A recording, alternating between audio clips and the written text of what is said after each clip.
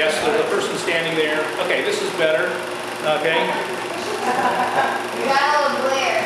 Cool. Super Yeah. strong. That was like an angel. You do. Look at me now.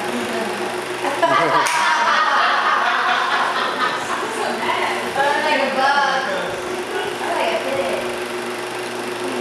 Aww. That's really good, that shot. Yeah, we were struggling. This is so much right in our face. And in a few cases, what I think happened with the exposure, this is probably just a little bit hot. That's better. That's about right. Because it is backlit, you can tell where the shadow is falling down in front of her, so the light is coming from behind. Okay. When you're following action, you try to keep space in the front of the person walking, so that see how uncomfortable that looks? It looks like he's about to walk out of the frame. You need to have more space to walk into, and when you're wide angle, it's fairly easy to do. When you're telephoto, it becomes much more difficult. And this is our conversation over the shoulder. Over the shoulder. That's pretty good. Yes, okay. that works. Give us some credit. That works. Okay. Yeah. Overexposed. Whoa. Wow. Probably what happened there was that you opened it all the way up so that you could see to frame up, and then forgot to close it down. So now we got the two shot, which is properly exposed. That looks good. The screen direction on this changed. She's looking the wrong way. Okay. She's talking to somebody that was on the left-hand side of the screen, like that. She needs to be looking the other direction. You see what I'm talking about? Okay. So screen direction, that's a good demonstration of screen direction mismatch. And then here's your demonstration, your object, That's cool. the tiki torch. Okay, and various shots of it. One overexposed. I like this one. Even it's a little shaky, but the fact that the tiki torch is round and you did a 360 walk around actually incorporates some aspect of the tiki torch in the shooting of the image, which is interesting. We did pretty good. Sun was right up there. Yeah. We were trying to get All right, coming up on group 2 here.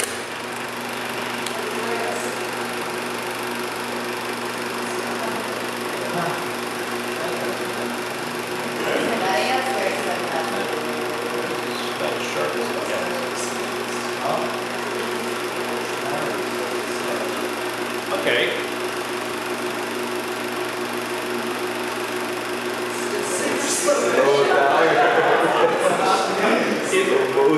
Yeah, I think this camera was running at high speed and without you knowing it, but it does look like it might be a little slow. That's a cool effect. Everything she does is really good. Yeah. She does actually. It's like an herbal essence in her films. Okay. Good.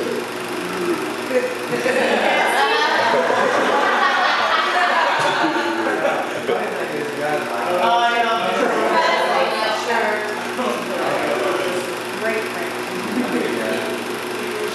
It is. Look at that crap. How do you measure up?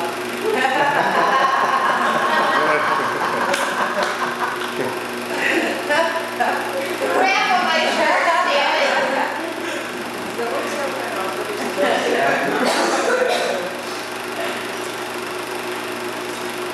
He disappeared. Oh, wait a minute. Okay, yes, this is very slow motion.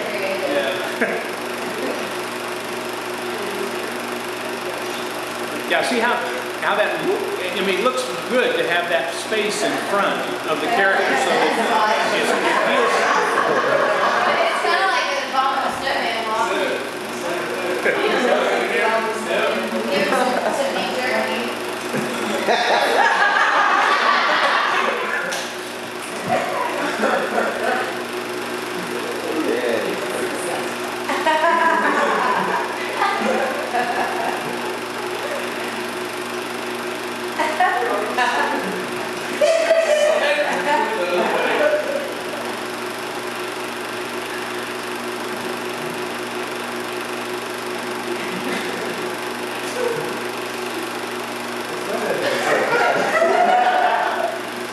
Okay, and the cone demonstration, it's either that or two gnomes buried in the sand.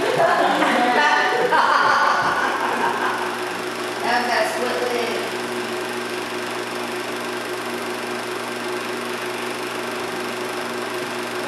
It's like old and new.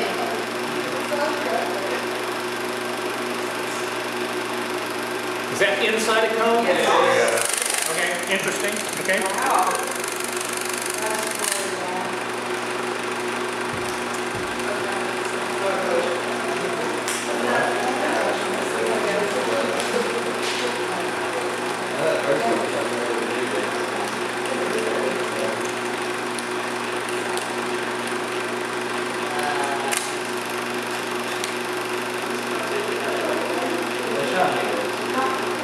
Okay, overexposed.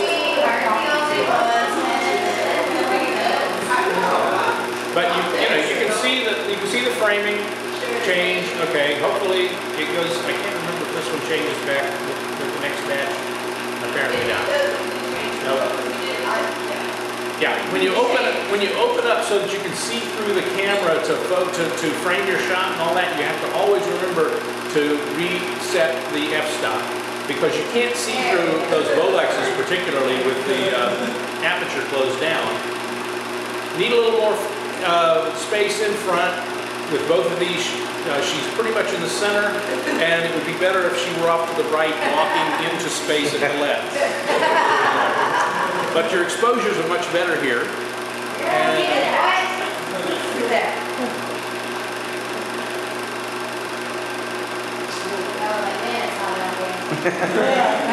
And then you chose the vehicle as your demonstration.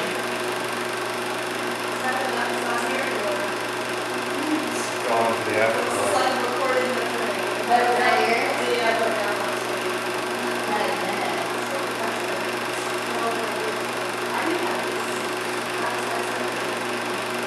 Oh, that's under the car, sideways. That's a really unusual. Okay. When you start looking at that, you really don't understand what you're looking at first, because it is on its side, and we don't normally see the car at that angle. So it's actually instructive when you have an angle that is very unusual. It takes the audience longer to understand what they're looking at and to read that shot. And so you have to leave it on the screen longer. So that particular angle under the car would have to stay on the screen. Because when I first saw it, I said, "What is that?" And then I realized it's underneath the car, but it's vertical. Yeah, well, I was going to go across like this, but I kind of feel my fly to do that probably. Okay. But it's okay. Well, I mean, it depends on what you're trying to accomplish, but an odd angle like that does take longer to read. That's the important thing to understand. Taking the camera and the subject for focus and dialed it into the lens, and it's not bad, okay? Because there was no way to focus through the camera. So I'm actually astounded that these came out. But it just goes to show you that you can measure distance and dial it in on the lens, and it'll work.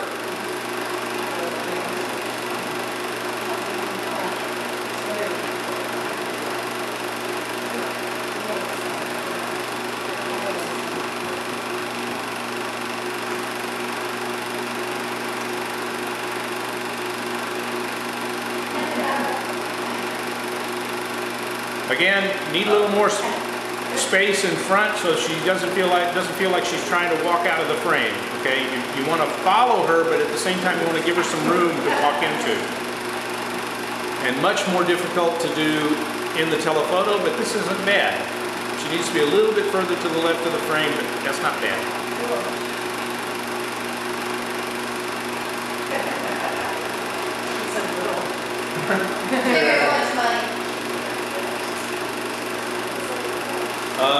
Overexposed shot, you've got to close back down when you changed angle and framed it up, and that happens.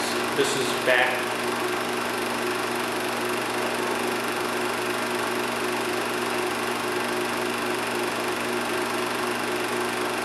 Nice over the shoulder, good framing.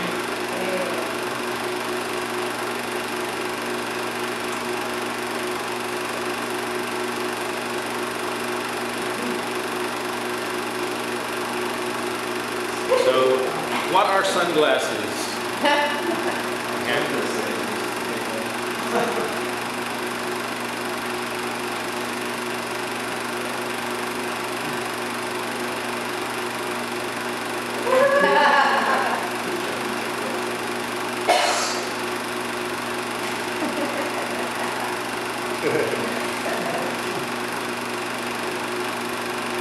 People probably are like in the hospital, those Yeah. they escaped. Yeah. Guess they got other straight jacket. Oh, this I actually like this, but it's overexposed. But you know, everybody's stacked up behind, and That's awesome. Yeah. Good shot. Camera loves you. Okay. You don't like it. The lighting that day was very tough because there was a bright sun, and you were shooting at the absolute smallest apertures available, and so you had very little control with no extra lighting equipment. What would have helped in a situation like this? I mean, that's not bad. Okay, the light is backlit. You can still see detail in the front, but it's a little too dark on his face, and so a bounce board, not extra light, but just something, a big white board to bounce some of that sunlight back into the front would help immensely in that situation. Is that what those big aluminum looking like pieces are? Bounce boards? You can use those use silver ones, or you can use white. Why would you use a black one? Cast a shadow? But white absorbs light, so it doesn't bounce. It cuts light. It prevents light from bouncing back. Okay. That's pretty good. It's a little bit centered, but not bad. Good. For a telephoto, that's nice. Got enough room in front.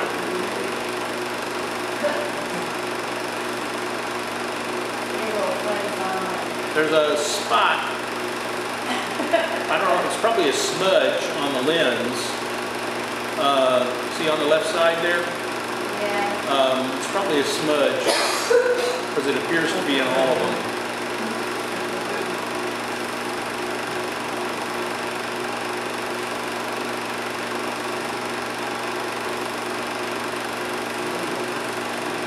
That's really good.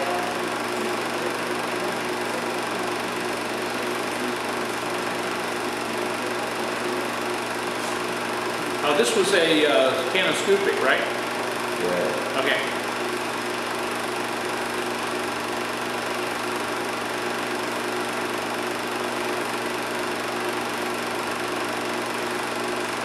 Good job.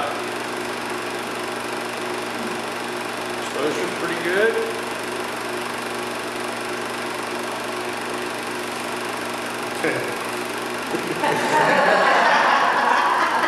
Working. All right. Good.